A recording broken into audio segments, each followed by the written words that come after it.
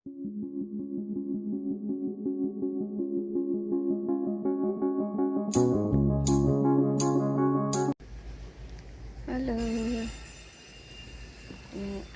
For today ay naglalagay po ako ng lupa dito sa aking halaman. Ayan siya, oh. Hindi pa tapos. Ayan. Ayan. Ayan. Ayan ang lupa na hinakot ko mula doon sa kinuha ko yan na lupa mula doon sa likod, doon sa ano. Ayan, pakita ko mamaya. Ito na yung aking kalabasa. Ayan, lumabong na. Ayan, ang aking mga tanim. Lumagulagod na siya. Ayan, kahit paano nag-green na dito ang aking mga pananim. Pero bakit ganito ang aking? Hala, parang mamamatay itong aking kamatis. So ayan, ang aking atis ay maraming bunga. Marami siyang bunga. At itong aking bayabas may bunga na din. Ang papaya ko ubos ang bunga. Ginawa kong atsara. Ayan. Sa dito, pupunta tayo dun sa likod. Dito tayo dumaan. Dito maano na dyan, malinis na. Ayan. Ayan, punta doon. Ito na ang susunod na mga saging na i-harvest. Ayan, ito. Ayan, mga saging ko na i-harvest. Ay, nako. At ang kuha ko dito na mga ano, ng mga dahon ng gabi. Ayan siya. Ayan, hinarvest ko kasi ganun din. Malalanta. Ay, ayan na siya. Pwede na siguro to.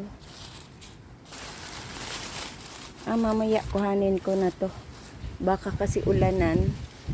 So, kailangan ko matanggal dito. Ayan. So, tanggalin ko yan dito. Kuhanin ko lang kasi ang kanyang ano, dahon. Yan. Kuhanin ko lang ang dahon. At dito itatambak ko ang mga ano niya. Yung steam. Tawag ito. Tangkay. So, yan. Ito po yung lupa na hinakot ko kahapon para panglagay dito sa aking mga tanim. Para fertilizer. Diba? Talagang pwede na tayong gumulay dyan sa ating kalabasa. Yan. So, dito punta tayo dito kung saan tuyong-tuyo dito ang aking mga gabi. So, ayan. Ganun nakalapad ang aking gabi. At ito ay nilagyan ko ng, dito ako nakuha ng lupa. Kasi maganda ang lupa. So, dito ako kumukuha panglagay dun sa aking mga tanim. Ayan. Para pag umulan siya, may tubig, oh. Pag umulan siya ay meron siyang kanal hanggang doon. So, mamaya ay kukuha na naman ako at maghahakot at ilalagay ko doon. Yan. So, ito po. Nilaw ang dahon ng gabi. Pero pag ito'y umulan, back to, tataas ito. Yan. Pero paano hindi na ako pag maulan, hindi ko na mailagay doon. Kasi pag ang dahon ay naulanan, hindi maganda. Tinanim ko yung iba dito, kahapon. So, yan.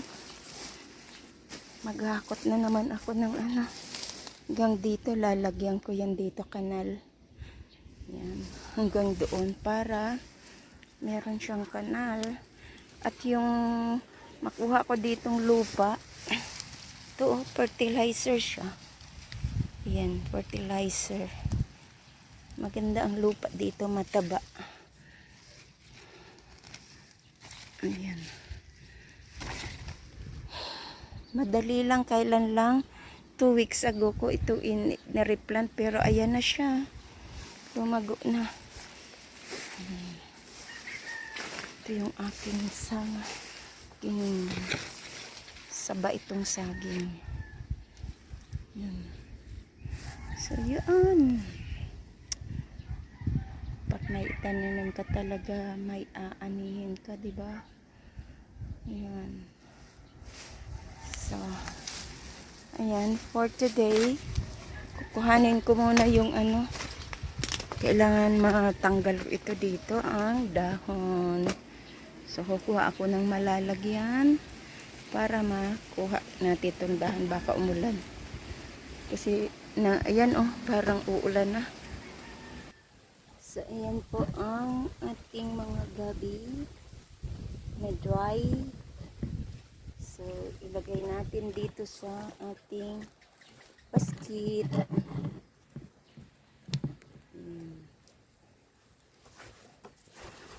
Ito yung ano ko na. Ito yung mga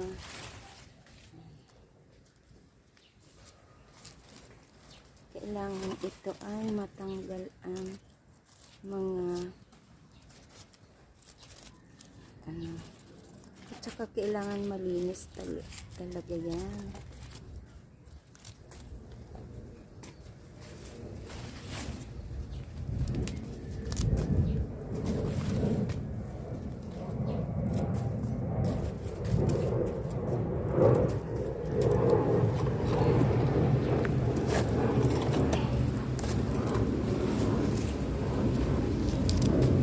Dumaan ang airplane.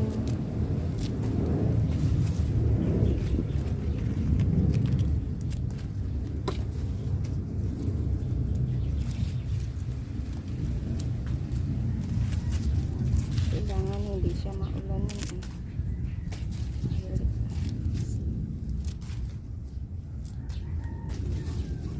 Sisira siya, mabubulok.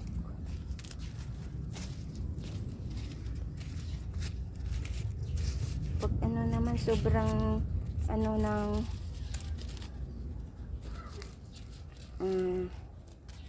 mura ng dahon, hindi rin maganda.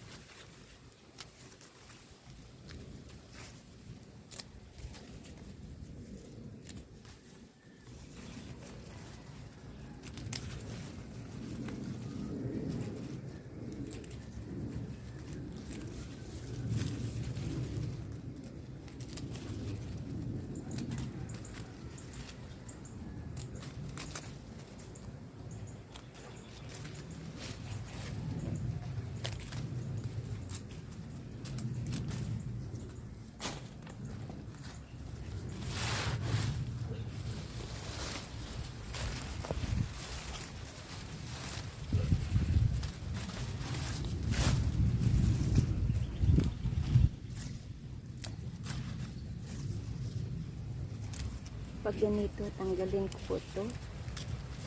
Mga dahon na ano na.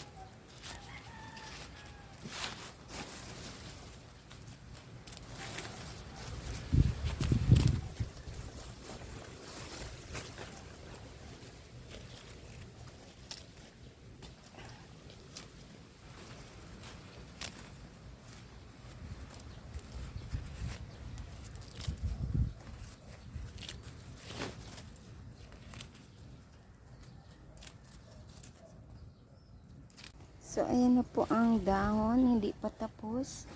Ayan pa. So, ilalagay ko lang siya dito sa... Wala kasi akong plastic dito na lang sa supo ng Walter Mart.